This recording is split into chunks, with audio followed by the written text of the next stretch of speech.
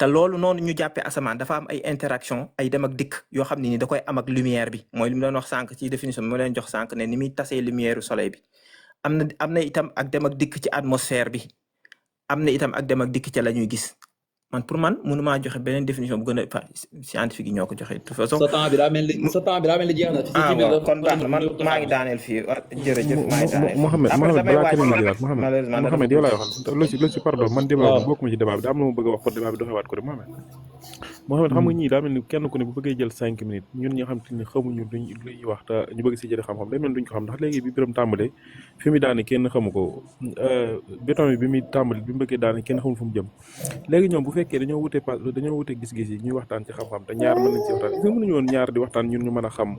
ñu fu mu jëm waaye bu kii ñëwee wax di kii waaye kay da jaar fee kay jaar mooy waral xuloo bu metti bi nii boobu ba léegi mënuñu fee jëlee dara parce que daa mu benn modérateur bu nekk ci kaw comme modéré moo tax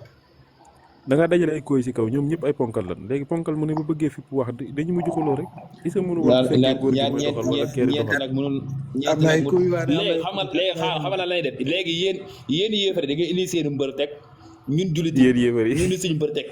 man ak logique yi waaw ñu waxtaanee ko c'est que man damay wax rek wàcc yéefar bi logique yi day indi xam-xamam man ak moom ñoo fi ne doon waxtaan léegi ñii nañ tànn non yaa ngi logique moom yaa ngi logique yéen a bokk logique am léegi non xaaral yéen yéefar tànn leen seen mbër jullit yi tànn seen mbër non du kenn waxtaan du kenn ngeen ko bëgg a def léegi loolu la xam na si la xam-xam di bëgg a génne waaye bu fekkee kenn góor gi xam nga ñun problème bu ngeen def suñu bopp yéen da ngeen di ñëw daa mel li ngeen doon wax daan mooy ci fa débat bi départ ba léegi nii mooy problème daa mel léeru ko su ma déggee mooy jant bi fu mu ne daa mel moo waral waxtaan lii kese mooy laaj bi yow mi nii xool lu may liiree ci tur wi nii waane kenn maanaam dañoo yokkul si débat bi ay nit ñoo xam ne ku ne day jaar fu ko neex moom ay dof lañ ci boole waaw léegi nag loolu laa bëggoon léegi yaa kenn koo xam moom mën na ko saxal ni fii kenn wax indi leen ko mën a tontu si laaj bi lii képp la ñu fi nekk naan ay kayita ba mu tàmbalee yaa ngi fàttali ba kayita jëlee biraan xaaral yaa daal loolu sànq bi kayita jëlee kayita dafa jël mën na ko li ngay xam sànq dama laa ñaan bi waaye may leen ko waxagul xoolal kayita xaaral lenn kese laa bëgg a dugal Mouhamed bi kayita waa s'il te plaît kayita bon vas-y kayita waxal représenté nga xaar la jullit tànn ñaar ñoo représenté yéefar tànn ñaar ñoo représenté ñun moom deer doy nañu ñun deer doy nañu deer daaw na ñëpp ay kayita yëpp jàmbaar lan waaye wax dëgg yàlla deer moom kan mooy deer ci wet gi nii deer mooy docteur mi wàccoon léegi mais man daal mën naa wax rek wàccaat léegi yéen jullit di leen kay yéen jullit yi waaw non Mohamed dafa nag dafa am lu ma bëgg a wax tuuti jàppale la tamit. léegi man mais yéen ñëpp wax man maa war a wax léegi léegi may ma tuuti rek ça fait 2 heures nga wax sëriñ bi kii wal xoolal man maa waroon wax kayita dama mayoon Birima sama temps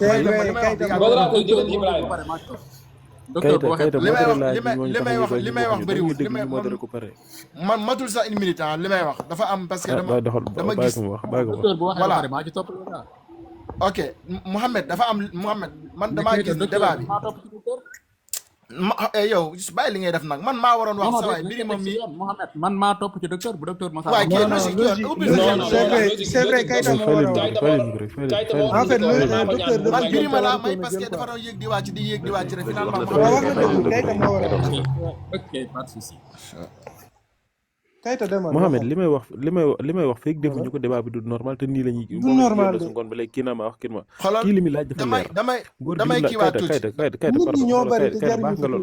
baax nga loolu waaye da ngaa xaw a gëm sa kàddu gi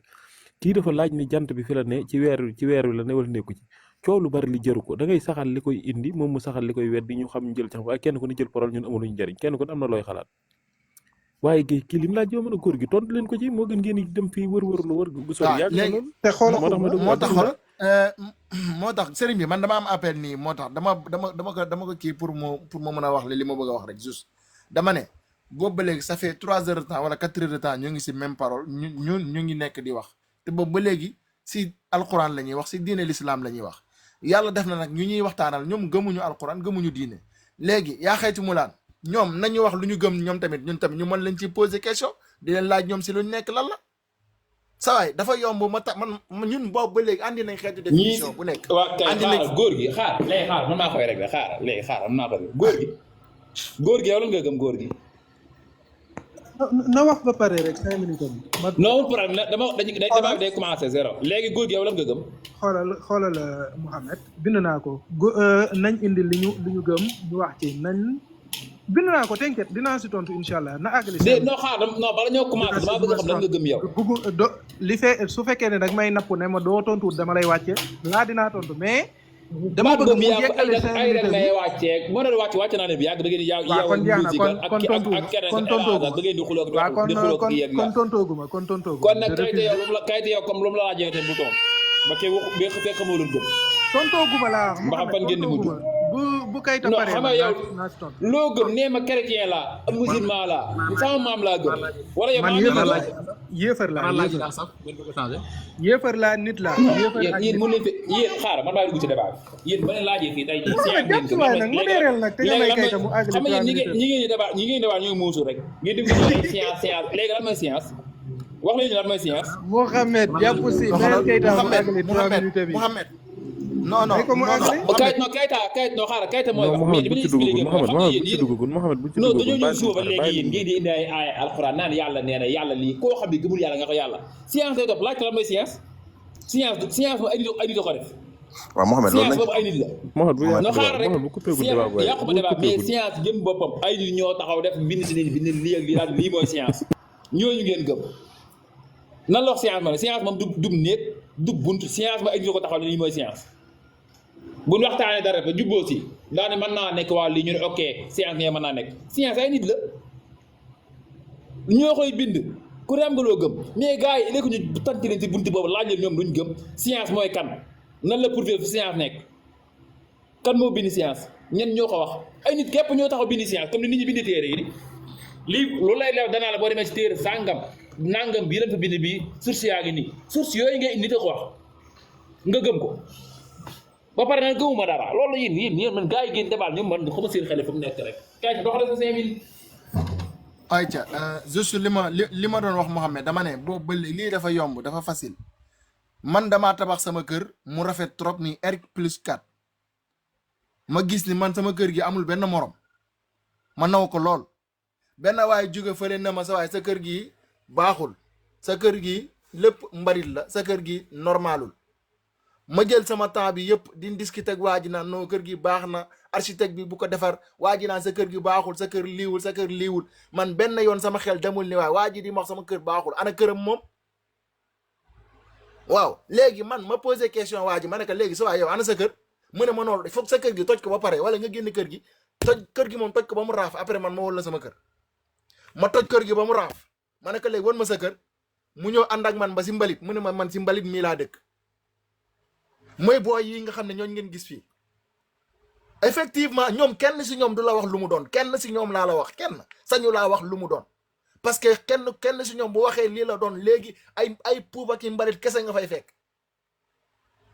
mais dañuy nekk en l'aise quand bu fekkee dañoo gis lu rafet lu taaru ñu ñëw naa la non peinture bi dafa waroon weex peinture bi ni nga ko defee baaxul tere bi dafa waroon wàcc c'est que ay wax yu kasaw wax yu daanu saret yaa xayti mu laan yéen a nekkoon ci diine l'islam génn ngeen ci diine l'islam bi dafa bëri contradiction dafa bëri weer kii génn ngeen ci diine l'islam amul benn problème bi ngeen génne ci diine l'islam lan ngeen am loolu la mën a teg comparé ko diine l'islam lan ngeen am ñu laaj leen loolu ngeen nekk fi di patiner yéen waroo leen patiner man su ma génnoon ci diine te du ma sa am ba ila yomil abat su xolo damay andi lu leer nañu man ne sa waay bés ni ko tey lii laa gëm kaa leen ñu wax si parce que dama gis lu ko gën yi ngeen di def nii amul sens amul benn delluwaay yéen ñëpp amul kenn ci yéen koo xam ne nekkul woon diine sa baay dafa sonnoon ci yow def ci yow lu nekk ñii ñu jël leen yóbbu leen ñu dem jàngi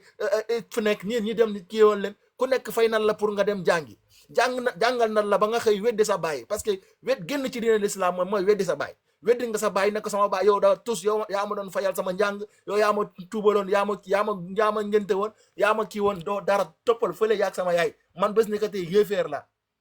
ok loolu nga xam ne loolu ngeen sañ a def seen baay nag lu leen ko poussé ba ngeen def loolu seen i baay mais imposé leen loolu imposé la loolu ñëw leen ngeen ne lii laa gëm ku fi ceddo na ne man ceddo laa nekk si ceddo laa gëm kuy kémit na ne man kémit laa si kémit laa gëm bu ko defee ñun tamit ni ngeen ñuy posé question si diine l'islam ñu mën leen posé question si mbirum ceddo wala si mbirum kémit bu ko defee ñu xool ndax da ngeen di dëggal seen kémitisme wala da ngeen di dëggal seen ceddoïsme xam ngeen fii ba ilaa yoomil amat kenn ci yéen du am audace taxaw dëggal loolu kenn ci yéen laa la wax te vous tous vous réunissez dans un panel benn panel suba ba ngoon di wax seulement si diine l'islam parce que diine l'islam moom moo noble diine l'islam moom mooy jànk bi si koñ bi ñëpp a ko nopp effectivement ñëpp a ko nopp su fekkee li ngeen am kay wóolu ngeen ko teg leen li ngeen am teg leen ko ci table bi voilà Birima nee na moom bismillah Birima léegi kon léegi Mohamed après dama bëgg nga laaj ñoom ñëpp comme Birima moom il va assumer lu mu doon après na keneen tamit assumer lu mu doon bu ko defee débat bi nekk léegi débat bu équité nga xam ne ñun bu ñu laajee suñu diine l'islam ñun dinañ leen mën a laaj ñoom si lu ñu nekk point man lii rek laa bëgg mais mënuñoo nekk fii xoolal Cheikh Baye yëg na fi keneen ak keneen yëg na fi. léegi kayita baax na léegi yow léegi Birima lu wax ne moom la man. asalaamaaleykum. léegi waxagul dafa ne moom na xool loolu. léegi xaar d'accord lu ci dina wax mais Birima damaa bëgg a xam Birima damaa bëgg a xam lan nga rek Birima bu ko defee mën na xam ne may gérer débat bi. man. waaw doo mën a yàlla am na. non waxuma ne li nga gëmul li nga gëm laa wax laa li nga gëm. maam lan nga ceddo nga kimiñ nga. gëmuma dara man ceddo yi dama leen dal damay dal jullit ñi ñëpp a ci yam kuy gëm-gëm affaire yi nga xam ne si logique. kimiñ nga wala. kimit yi dama leen di dal guddeeg bëccëg la xam nañ ko. yow yaay seefu kimit yi bàyyi aywa Mohamed. Birima wax leen li ngeen gëm waaye ñu def ñu mën a am débat. mooy seefu kimit yi moom mooy seen seef. man sama maam sama une minute nag sama une xaaral non kay temps bi amul temps sa maam nga gëm ok sa maam mooy ñi fi nekkoon kimit yi. ceddo yi bokk waaw ñu ngi fi jur ñu nga xam si ñooñu fi indi ñooñu laa gëm. ok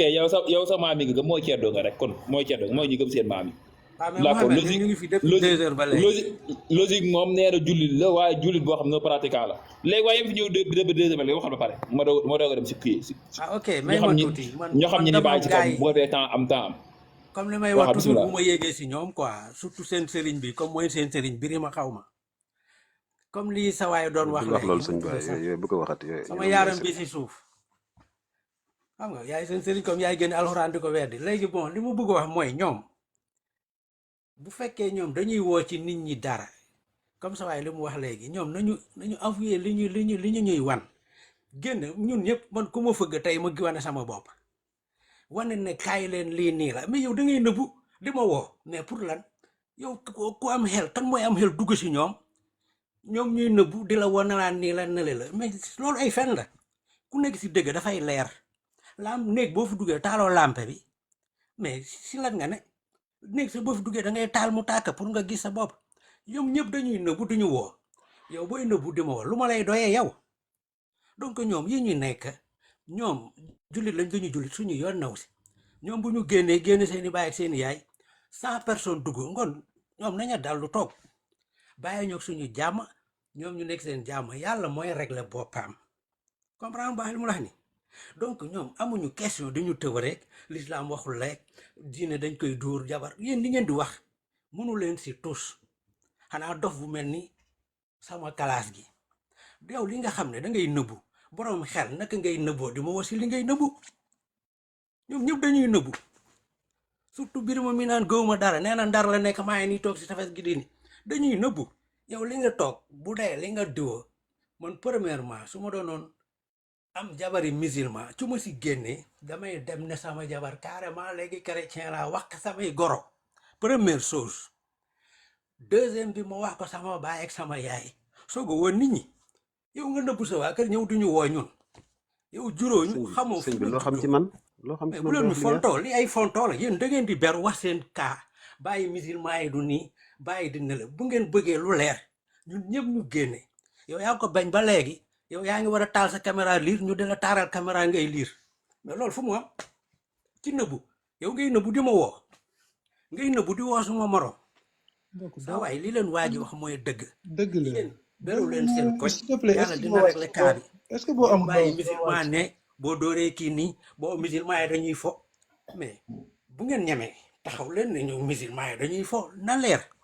mais du ngeen nëbbu ba pare di ñu tooñ. tu répètes on a compris merci dañoo waxtaan ci science quoi man science bi moo ma intéressé. xoolal man li may wax lu leer dañ laa wax. tu l'as ma yaa ngi dit ni on a taal sa compris caméra ma taal sama bos. léegi macha allah léegi góor gi bismillah. waaw lii day jël temps rek. mais s'il vous plaît xoolal may leen ma léegi man sama temps man ma wax su fekkee ne lii mooy débat man depuis 17 heures xaw ma 16 heures maa ngi fi nii toog j'ai même des tâches à finir je les ai pas fini maa ngi nii nekk yàq sama temps di loolu mais dof bu nekk mooy yéeg wéjëjëj ñu may ko moom mu wax yëfu dofam yëpp non yow Birima non bi ngay liir kii nii moo la doon li suñ yoon xoolal du yëgalaat nañ keneen du ñëwaatee du fi wax dara li xumma wax s'il vous plaît duñ ko def ñu xool ñan ñoo mën a participer. non kii intellectuel la ki ma yëgal xam naa ko bu baax. Ibrahima ngi si suuf de boobu ba léegi ñu may saaga dafa war a yéeg Ibrahima julit la dafa waroon a yéeg. en tout cas boobu ba léegi ñu ngi may saaga si ñu ngi may saaga moom ci commentaire yi je le voyais maa tontu léegi est-ce que duñ tànn ñu ne kii ak kii mooy débat si lii la ñuy mais bu ñuy débat ñi débat dañuy xam nu ñu gëm laaj ñaa lan nga ñan ma di ma ko wax di ma ko wax boo jëlee question moo tax ma jox la ko. Mohamed loolu laa bëgg a organiser xam ñan ñooy nekk si kaw. waa loolu laa bëgg a organiser. waa léegi waa xaar xam nga man nan la kay xam naa li mu doon Birima xam naa li mu doon. bu ko defee ma xam ñan kat ñooy nekk si kaw. xam nga Mohamed lan mooy problème bi je suis honnête avec Mohamed xaar. xam nga lan mooy problème bi nekkoo fi woon yow débat bi yëpp yow déroulé débat bi fekkee woo ko xumma moo la gën a comprendre ni débat bi demee j'ai dit bi may doog a jël la parole j'ai dit j'ai une première question à poser ne ko xaadimul xuraan lii introduction la je voulais qu'on passe juste 5 minutes ci question boobu noonu yow laa koy poser parce qu'il avait dit une connerie bi may ñëw sax loolu taxul ma yéeg ma ne ko je vais te poser une question boo xam ne 5 minutes lañ si war a passer xuma est là fekkee na débat bi yëpp logique mi ngi fi woon ak keneen ak keneen ñi fekkee débat bi yëpp ma ne ko s'il te plaît on passe 5 minutes sur cette question là mu leer question boobu moo fi nekk ba léegi c'était à 17 heures wala 16 heures fi ma toog nii il est à 22h40 alors que 5 minutes laa ko waxoon ne dañuy jàll si question boobu kayita ñëw liiral ñu benn site xawma ku ko defar xawma moo ko codeel boppam xawma ku ko codé mu ñëw mu ne dafay lire site bi yëpp ma ne ko li ngay lire nii jotewul dara ak question bi ma ko laaj kii nii mais quand même mu forcé ne daf koy lire mu lire théorie des cordes xamut luy théorie des cordes mu lire loolu bi jël na fi 30 minutes xawma 1 heure de temps di lire loo xam ne kenn xamu ko déggut wolof déggut français déggut kenn xamut lu mu dégg kenn xamut luy waaj di wax mais ñu may ko muy wax mu wax ba doyal keneen ñëw indi benn article scientifique bi je vais allumer ma caméra maa ngi jégalu dama xaw a énervé un peu quoi maa ngi jégalu léegi dans l'article scientifique qu'il a montré tout à l'heure article scientifique bi moo nekk nii le ciel comme thème d'enseignement des sciences le ciel comme thème d'enseignement des sciences c'est le même article bi la boo bëggee version anglais bi maa ngi version anglais bi nga dem moom fi mu nekkoon sànq di lire mooy bi mu leen di jox définition yi mu ne mooy page 4 fii nii la ñëw il a sauté Mohamed yaakaar naa du lii moo nekkoon kii ba de mbokk est-ce que doo xumma s'il te plaît est-ce que doo jël laa may xumma nga mën a gérer combat bi. non dama ne balaa man xumma laay wax waxuma ak yow wax dëgg waxuma ak yow. man xumma man je veux des personnes xoolal. sëriñ bi waaw man d'accord dama bëgg ay personnes yu responsable. je veux des personnes responsables comme ça ñu am débat bu responsable. est-ce soo leen bëggee nekk responsable da ngeen ñuy teg li nga xam ne ñu kii. est-ce que duñ dugal ay personnes yu responsable ñu mën a wax lan la ñuy ñu mën a débat. dama ne si njëkk. lii nekkul woon du lii moom mooy sujet. est-ce que doo ko wàcce s'il te plaît. kan moo may wàcce Keita doo noppi bi Keita s'il te plaît noppil. Keita pardon ma wax tuuti. ah mais quand même. Keita góor gi moo doon laaj booba léegi ñu ngi fi ñu ne mën naa nekk sunu njàng si xam li ñuy wax ni sunu xam-xam bëri wu ci waaye góor gi mënu ma ko dàq mënu ma ko weddi ndax xamul tax mënu ko waa weddi góor gi ànd ak yéen lim laaj dafa laaj ni jant bi ndax jant bi ngi asamaan si wala déet li doon wax ji mooy indi li ko dàq ba noppi bu doonee moom it dafa indiwaat sa xalaat fi leen lu wérul ngeen daal di avancé demaat ci beneen siise waxtaan bi dafa waaye boobu li waxtaan 5 minutes kese laa bëgg nekk ko je t'assure. waaw xamul question beaucoup plus sérieuse boo xam ne borom xam-xam yi. mais xuma tontu nañ ko xam-xam dëgg. deuxième question bi leer na ma ne du ma ko posé yow Keita doo fi toog. xuma keneen ak tontu nañ ko leer na ma. léegi man tontu na ko Keita tëjal sa micro. keneen ak keneen tontu xaarima tontu na ko. kii def la koy cax nii tontu mi ngi nañ lay ko cax naan la wàccal waaw loolu la bëgg a wax maanaam wàccal la bëgg a xaar wax may gën waa xaar ginnaaw daf see jaarul rek góor daf gi la koy ngeen liyaar ngir nga comprendre mi ngi naan la góor ngir yàlla góor wàccal gi góor yow gi góor gi pardon da ngaa man ma si duggee comprendre toogal foofu di lay wax rek waxtaan normal am góor gi man su ma si duggee lay waxtaan normal am ndax man uma problème boobu góor gi ginnaaw kayit neen tontu dara lim la tontu daa doyul léegi yow damaa bëgg kon léegi yow lan ngay wax ci loolu nga xam te kayit tontu léegi ñëwaat si jàll ci leneen moo gën coow lu bari waaw dañuy jàll si leneen sax exactement loolu laa bëggoon léegi dama nekk rek di conclure xuma mais dañuy jàll si leneen j'ai une deuxième question à poser comme ça on passe à ça léegi le gars tout à l'heure bi muy lire fini contexte du sujet liirul premier contexte bi liirul deuxième bi troisième bi la lire directement en science tatatata léegi si on lit deuxième contexte bi nañ lire lii nii la notion de ciel dans son ancienne acception de dôme. Ça, c'est typiquement le Coran. Le Coran, il définit le ciel comme un dôme. Comme, benn voûte la koy définir benn mbaar la maanaam ci wolof dañuy wax téeg la téeg mu ñu tiim mbaar la loolu mooy ciel ci biir alxuraan ci l'islam dañu jàpp ne mbaar la mu yàlla tabax daf ko tabax dégg nga mu ne la notion de ciel dans son ancienne acception de dôme est restée confinée au domaine artistique et humanitaire nee na loolu noonu dafa nekk dañ ko dëxëñ léegi dañ ko dem ñu confiné ko ñu dugal ko fenn mooy ñu dëxëñ ko fa dans le domaine artistique et humanitaire maanaam si mbirum artistes yi maanaam ñiy dessiner ñiy fo ñiy woy taaxuraankat yi maanaam et humanitaire mooy ñi nga xam ne je crois ñiy bind ay nu mu tudd sax les humanités mooy la littérature tout ça généralement dépourvu de toute signification scientifique lii moo si ëpp solo lii la logique doon wax généralement dépourvu de toute signification scientifique ils arrivent même pas à définir ce qu'est le ciel tu nous sors un article boo xam ne nee nga yow day dëggal li ngay wax article bi nga génne nee na généralement dépourvu de toute notion scientifique l'intuition relative à ce concept est devenue inadaptée à la culture scientifique leer na docteur yow mi nekk si suuf naan n'importe quoi va liiraatal sa lii bi sa comment dire sa article bi et lis bien cette partie là lis bien ces deux phrases dégg nga booy liiraat lii bi liiraatal très bien ces deux phrases là balaa ngay tëdd nga liiraat ko après nga indiwaat beneen article suñ ko mënee càmbaraat ñu càmbaraat ko léegi j'ai posé une question est-ce que la lune est dans le ciel su fekkee ne la lune est dans le ciel xaadimul Quran mi ngi nii dama def registre El Hadj mi fi nekkoon nee na waaw la lune est dans le ciel Cheikh Baye nee na non marquage nee na oui xaadimul Quran nee na non Mohamed mii nii nekk nii ci kaw nee na oui léegi kan laa si jàpp kii nee na ma jàngoo ñoom ñett ñëpp ku si jël nee na ma jàngoo alxuraan moo tax mënoo xam. ban Mohamed nga wax man nga wax. Mohamed yow mi si kaw waa yow nee nga bii nee nga lune bi mi ngi si biir asamaan si yow wax nga ko fi dégg naa ko waaw. damay lan moo si biir asamaan si. lune la lune. mooy damay lan moo si biir asamaan si. weer wi da nga maa dégg may wax ay weer ak asamaan si man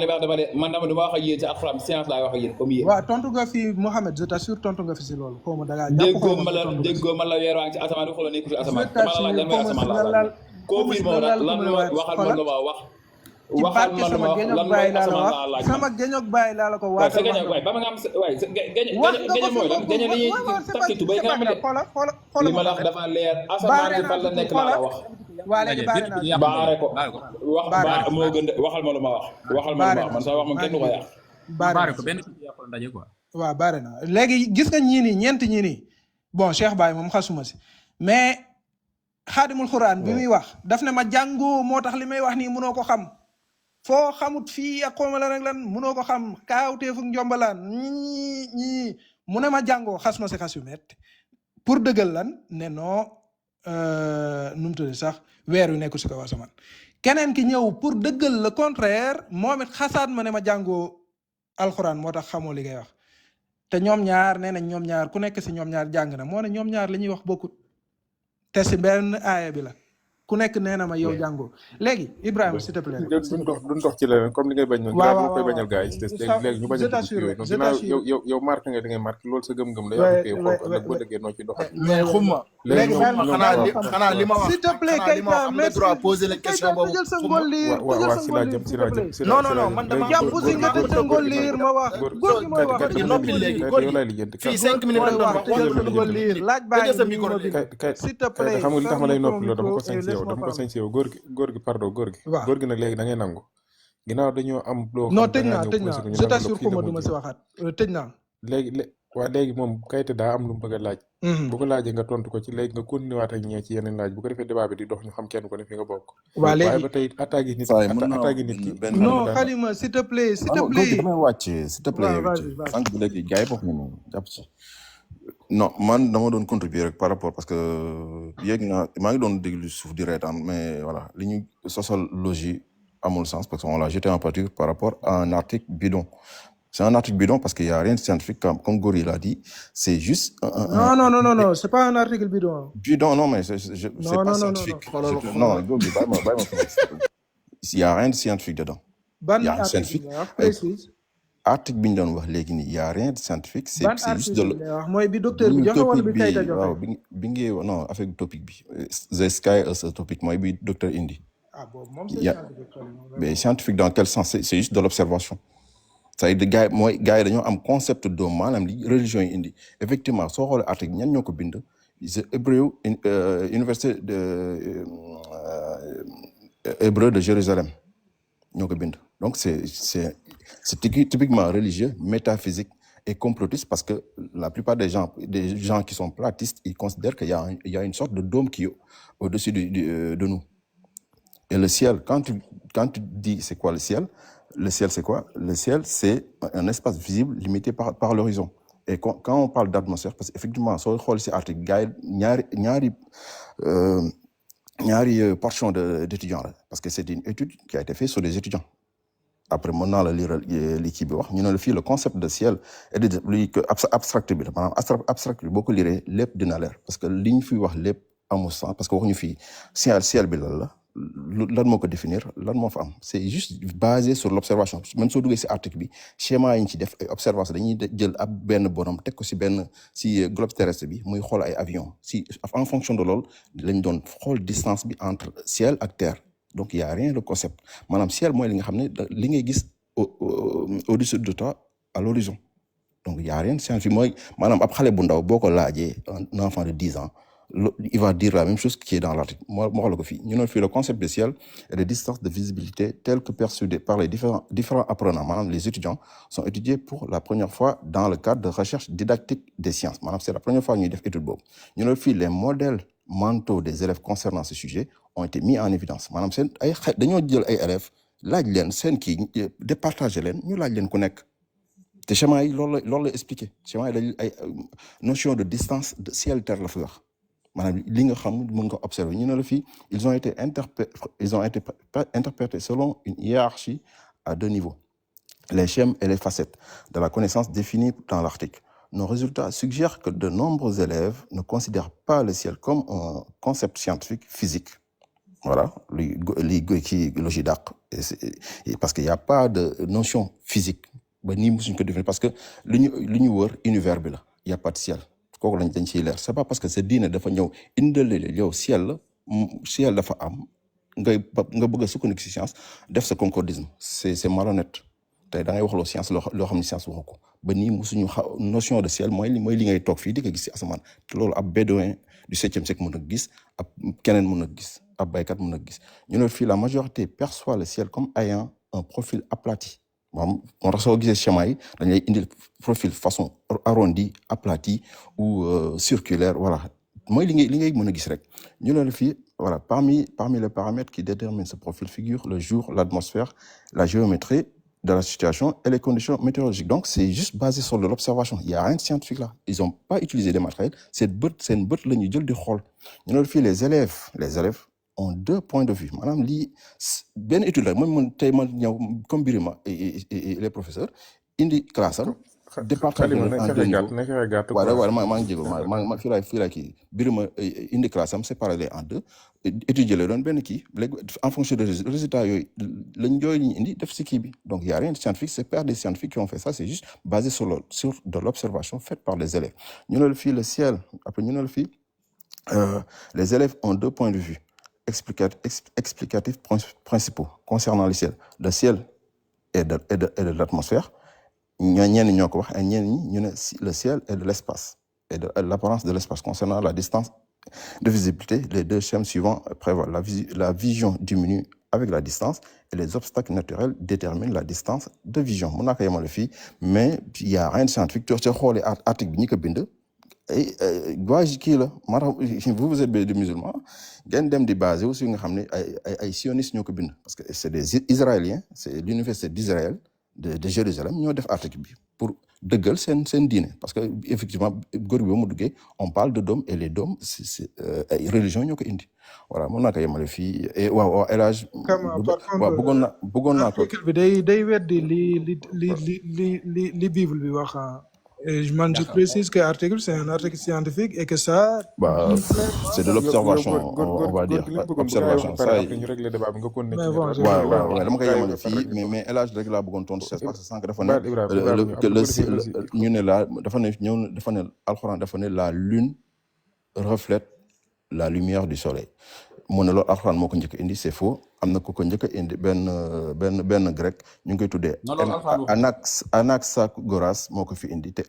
Anaxagoras il est né 5 siècles avant Jésus-Christ donc presque 1000 ans avant le texte bi ana preuve maa ngi ak moom nii Anaxagoras génneel pardon ba kii nuyoo pare après ñëw foofu xaaral Ibrahima yàgg na fi lool te am ñoo def ma en grand mu ngi nii Anaxagoras bi docteur waxee ba pare maa waroon a wax de après yóbbu leen ko grand s'il vous plaît yóbbu leen ko grand yow aussi dama la ko ñaan kii dafay yàgg loolu boobu la gisee dafa ferenkulaay nii si banque boobu yóbbul ma kii grand s'il vous plaît xawma kan ngay wax Keita Ibrahima pardon kon yóbbu Tabari wax na ni jant bi amul kii weer bi amul kii wax na ko weer bi amul lumière ak Tabari kese moo ko wax ci borom xam-xam yu jullit mais man sama laaj bi ndax mën naa ko retirer ñu jàll ci beneen laaj wala ana téere bi waaw góor gi xaaral après ma jël ba pare rek parce que dama bëgg a ana téere bi mu ngi nii tu vas le chercher ñu ne fii c'est ana téere bi laa la Anaxagoras mu ngi nekk nii kii la téere baa ngi nii yow toppal fële waaye yow ngay dugg si kii di dugg san da ngeen jàpp ni fa laa dugg seen xel yi nuñ nexee ngeen yaakaar ni noonu fa laa dugg fii la fa laa dugg dama ne ana téereem laa la wax ana téereem li mu affiché lan la li nga gis nii mu affiché ko lan la lii lan la lii lu mu affiché lan la lii kañ lañ ko bind was a great mathematicien ma ne lii kañ lañ ko bind kii mooy Anaxagoras sa waay il est né waxuma la ni kii Anaxagoras dama ne kañ la bind lii kan la bind nii kañ mu ngi nii yow da ngaa dof waay yéen ngeen nekk fii di kii toppatu leen ci li ma leen wax andil ma li ngeen 5 gëm siècles avant Jésus-Christ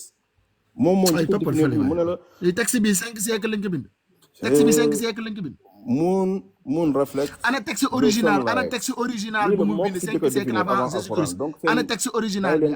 original bi waxuma doo wax Keita mi mu noppi kii pare wa non ba yow ngeen nekk fii di fen ci alxuraan nga naa ma doo wax Keita mu noppi ba pare yow da ngay caaxaan ana texte original bi je pense que da ngay caaxaan yow même soo demee si cinq siècles avant Jésus-Christ waa ji moo njëkk a définir ma ne ana texte original bi la lune reflète la lumière du soleil 5 siècles 1000 ans avant l'islam donc bàyyi leen seen cocodis bàyyi seen caaxaan yi voilà jaajëf gars yi kon ne man maa ngi ñëw wàcc bàyyi leen da ngeen di ridiculiser seen bopp ci kanamu nit ñi quoi gars yi fanaan la nag logi bon courage parce que waa ji mooy loolu quoi góor gi maa ngi xalima jaajëf waay losi may Ibrahima mu daane nga ñëw man nag am naa problème xam naa man li maa ngi doo gis ku giñ ci géñog baayam après buñu paree damay laaj ba xam ki ni maamam la gëm moom yow Ibrahima yaay wax ki ni maamam la gëm après damay laaj ba xam maamam scientifique la woon wala lu mu doon dégg rek de gisoo ma de non ma sa live dama ko tey waaw du boobu doog dama laa dégg léegi ki gëm géñoog maamam waaw dama ci tooñaale dama daal léegi ki gëm géñoog maamam bu pare na ma wax ba xam maamam moom la kii maamam scientifique la woon wala daa gëm scientifique bàyyi laa wax doxal Ibrahima doxal mais maa ngi nuyu ñëpp ci panel bi franchement may rappeler ne donc j'étais là depuis 16h xataraayu ba ay 17h ma waroon génn ñëw fekkaat fi débat bi parce que lii rek laa doon souhaité je pense que Irada moo doon modéré maa ngi ko doon wax ne nañu arrêté débat bi bàyyi ba 20h ñu ñëwaat ñun ñëpp nekkate heureusement ay nit ñu bëri ñëw nañ fii ba wax ci mais gis nga man déjà duma physicien un peu wax dëgg man mathématicien la un peu man damay lire ay article am na ci yoo xam ne sax damay santaane ñu traduiral ma ko ma mën ko lire parce que anglais la am na ci yoo xam ne man dinaa góorgóorlu ñu liiral ma ko waaye man li fi nekk tey muy débat bi góor gi laaj ko depuis boobu ba léegi mu nekk science concept ndax alquran lu mu wax sama ndax concept scientifique la wala du concept scientifique je pense que loolu moo gën a am importance mais man soo xoolee alquran bi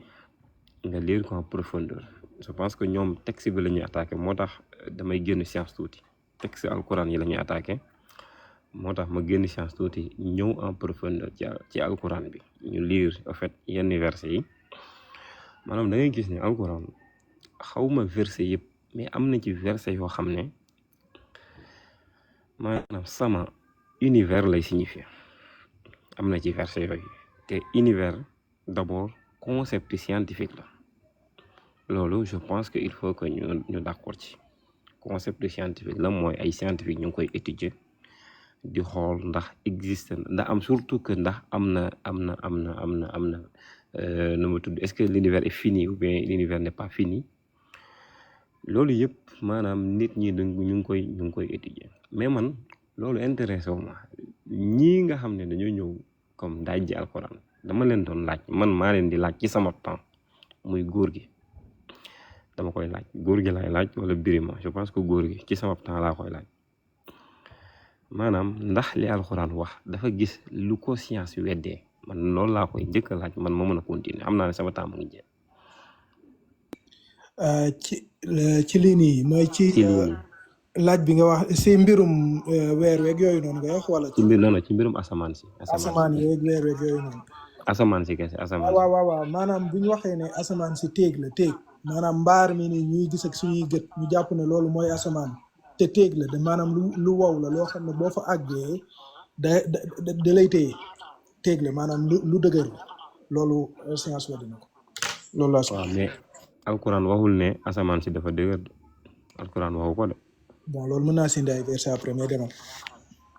non alquran voûte la utiliser ak dóom bon mais waxul ne dafa dëgër. lu ñu tabax ndax day dëgër wala du dëgër. aaya bi naan aw tusqita as-samaa kamaa za'amna ak duhaaha bu leen fàtte. non man kay doxaan kay wax na doxaan mooy fumée poussière je pense bien. non man waxuma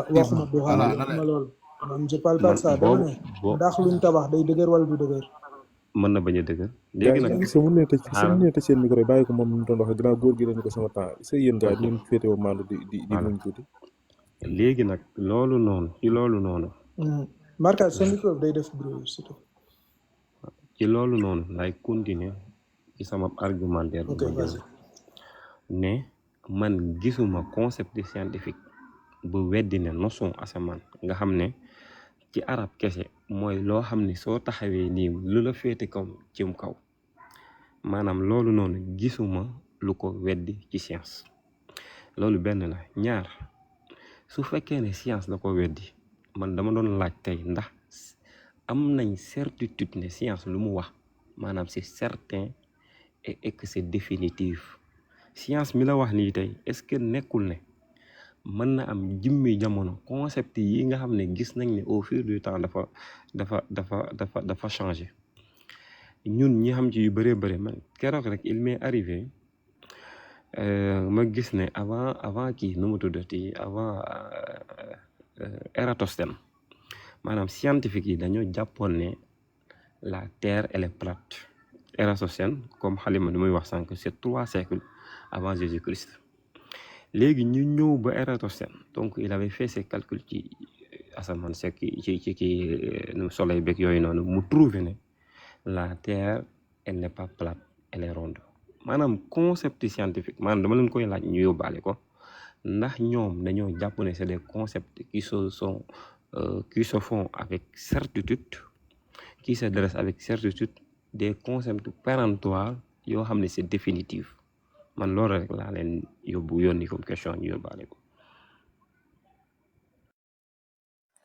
ku ci tontu góor gee tontu wala biram ku ci tontu mu def ko. non léegi non man ma yóbbu ko ci écran. tontu waale après ñu samp mën maa na ci war a topp wala. non non dama ne may ma tuuti. xaar ki tontu ko après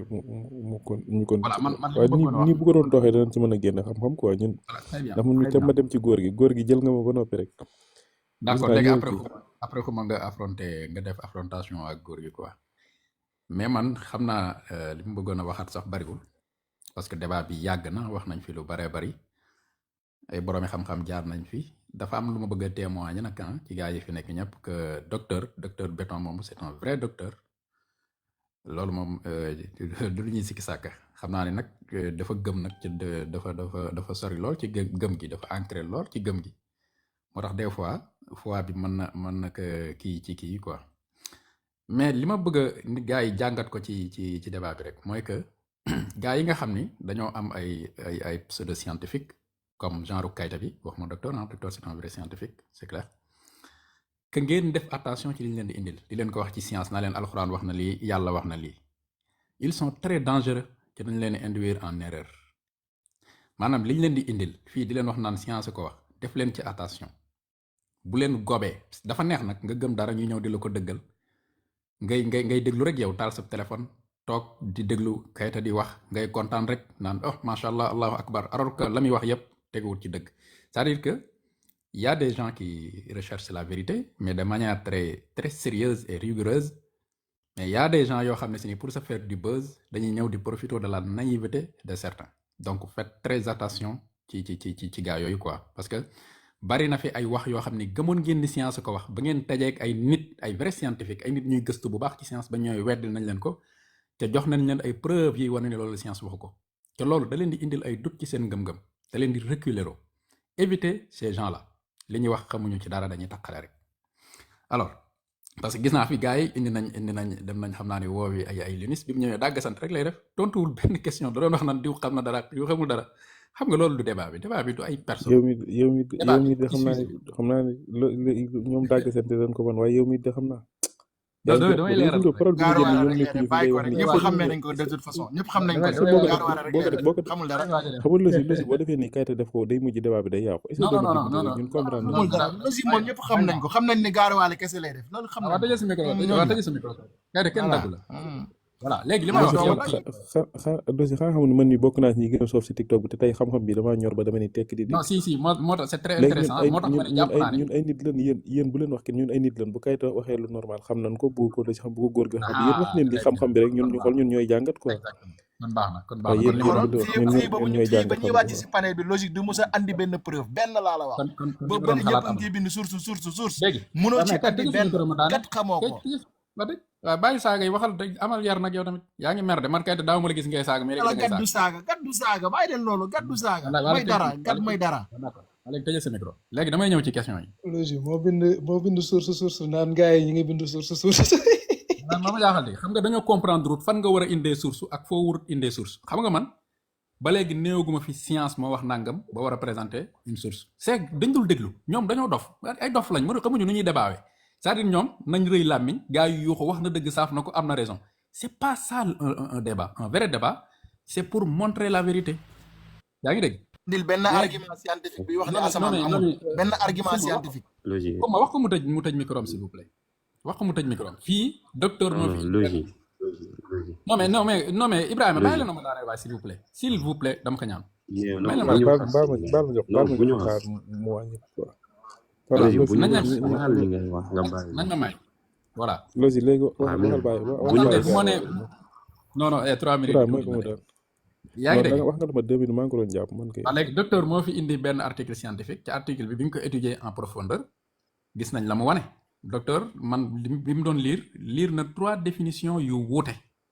ci asamaan 3 définitions yéen ñi ñëpp amul kenn ku ci jàpp lan mooy docteur nee na la science a prouvé l'existence du ciel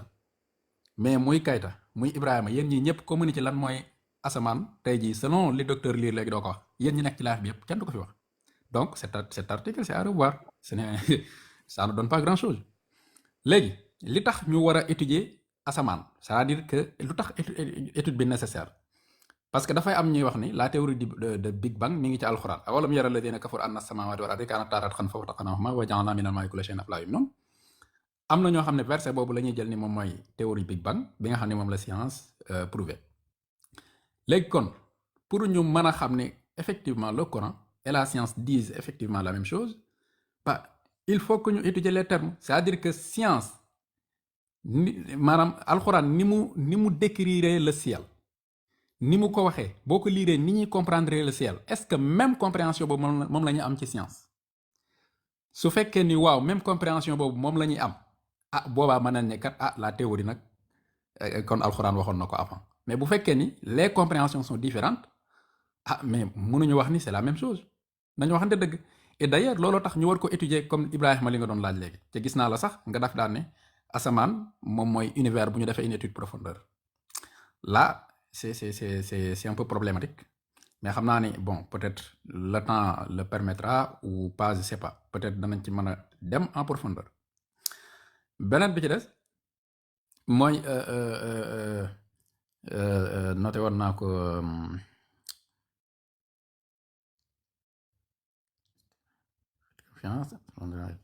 voilà mooy li ma doon wax leen donc asamaan si doit être vu de la même façon que ni que science di gisee or en science on ne reconnaît pas l'existence du ciel parce que man dama bëggoon sax docteur yeneen question yu ma ko bëggoon a poser parce que bu fekkee ni le ciel dafa exister bah il doit avoir une certaine hauteur maanaam une épaisseur quoi c'est-à-dire war na am épaisseur te et puis war nañ mën a mesurer aussi suñu diggante ak moom ñaata kilomètre wala ñaata distance la parce que si tu prouves l'existence d'une chose war nga mën a nekk en mesure de répondre à toutes ces questions là et puis lu ma doon wax ñu naan indi suuf si indil benn étude scientifique la science du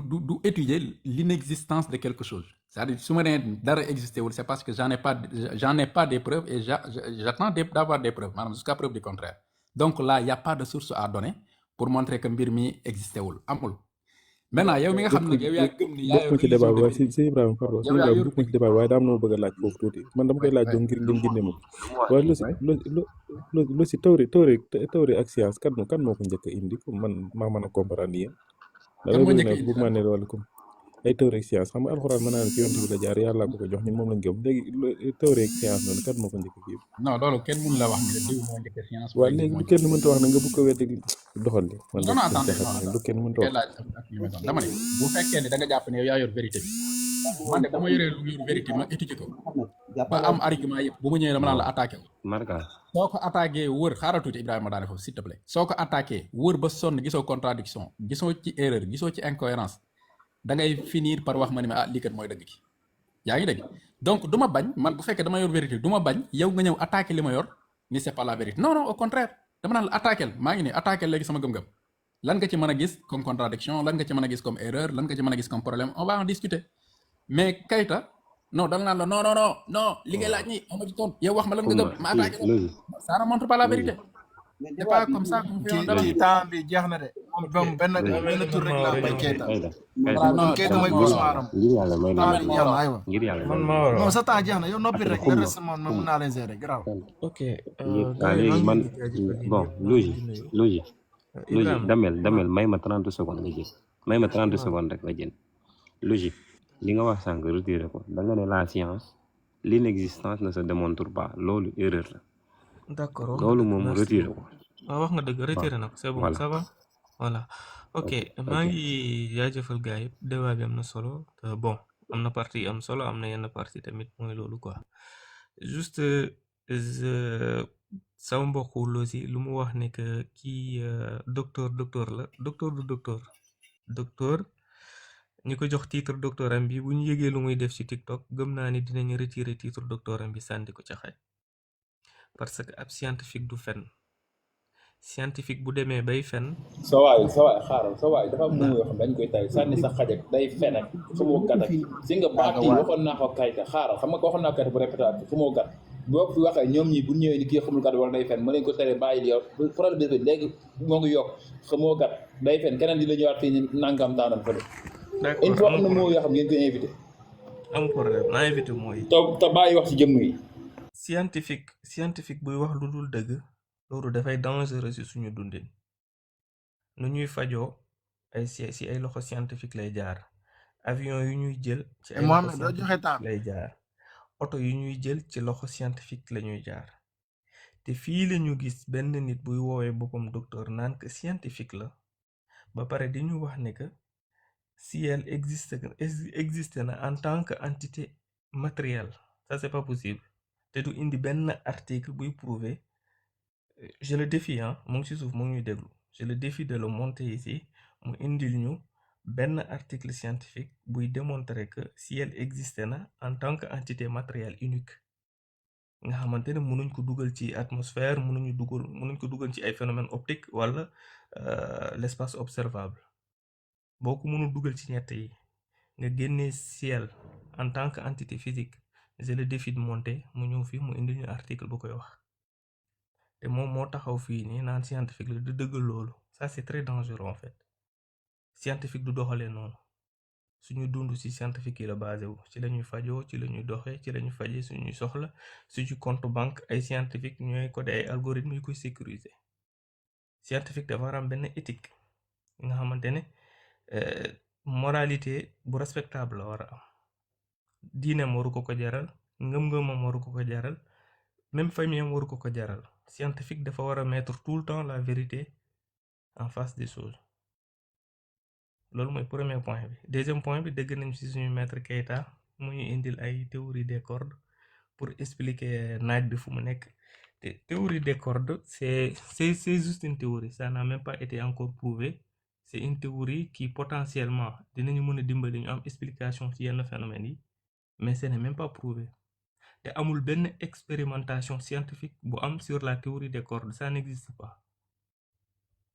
et modélisation mathématique là ça s'arrête sur le papier on n'a même pas l'énergie nécessaire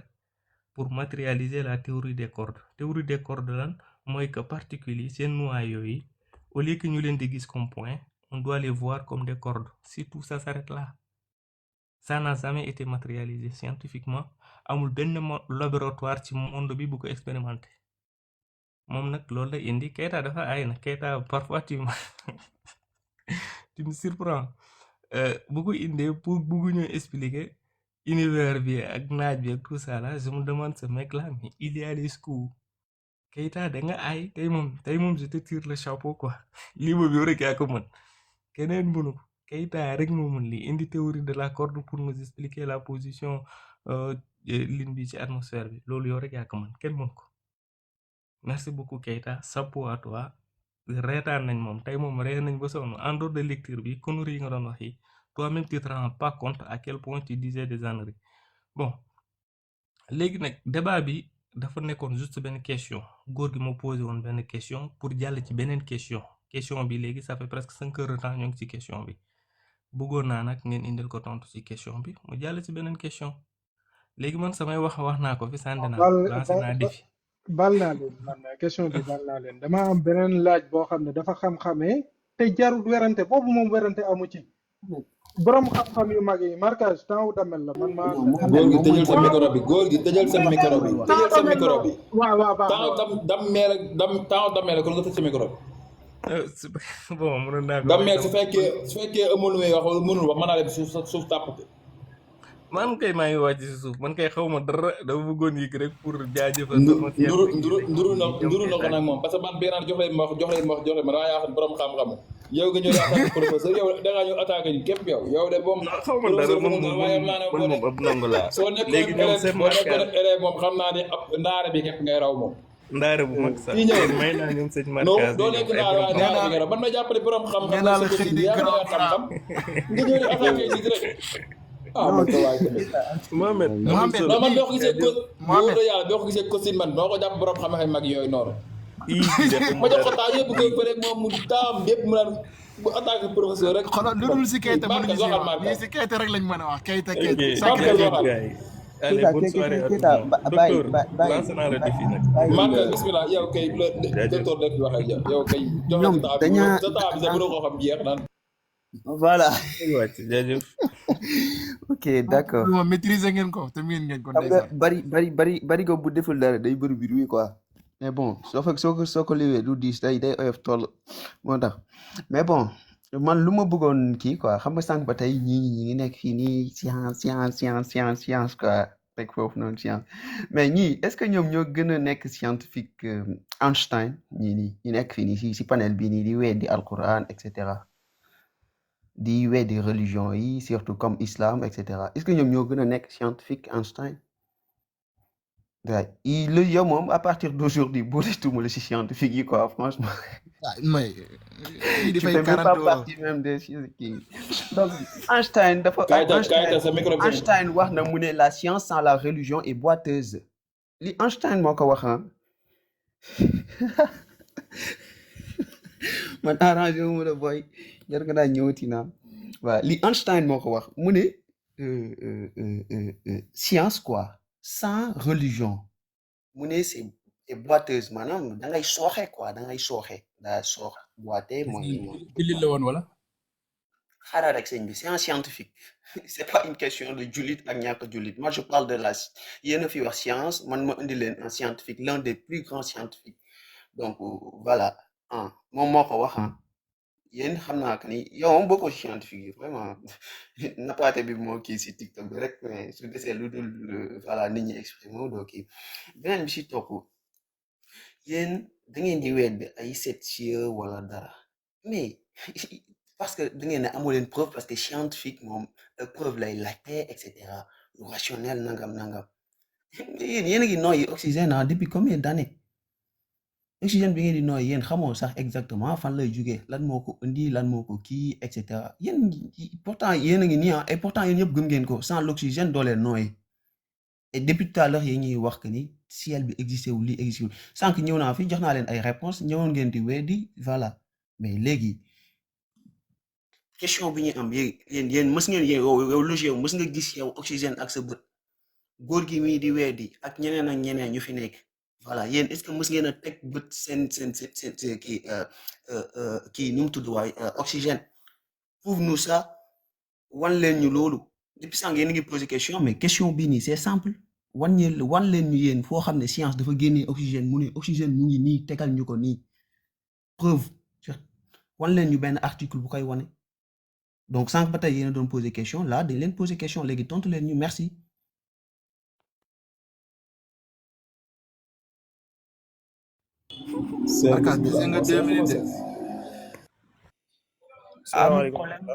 amul problème 2 minutes bi man réponse bi laa soxla quoi.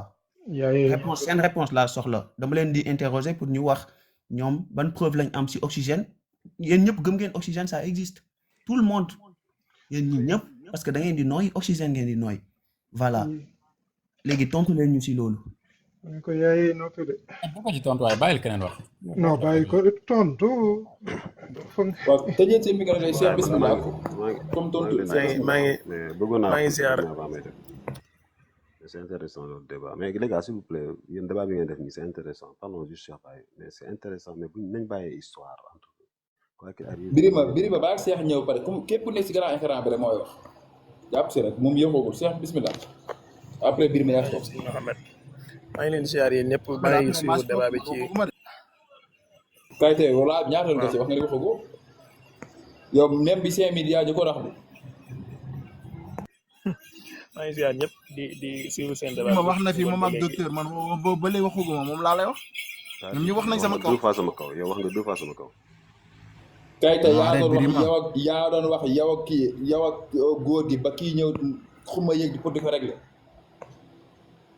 yéen ñaar yéen après loolu ñu wax nañ fi si affaire boobu ba léegi biir mi waxaatugul boobu ba léegi biir mi waxaatugul. c'est pas grave après. bismillah mais jox leen ko mu wax. mais xam nga lii nii c'est très facile hein Mohamed tu poses des questions mais da nga jéem a obliger nit ñi pour ñu tontu waaye tontooguñ ma si question tontooguñ ma si question mais ñoom duñu kii quoi duñu tontu question quoi. ça c'est très facile. waaw léegi ñi suuf nag dañu xam ne ñoom mënuñoo tontu question bi loolu nan ci ñi suuf dafuñu Cheikh bismillah xuma seex xuma seex jërëjëf jërëjëf sëñ Mohamed maa ngi lay ziar Cheikh la maa ngi ziar gars yëpp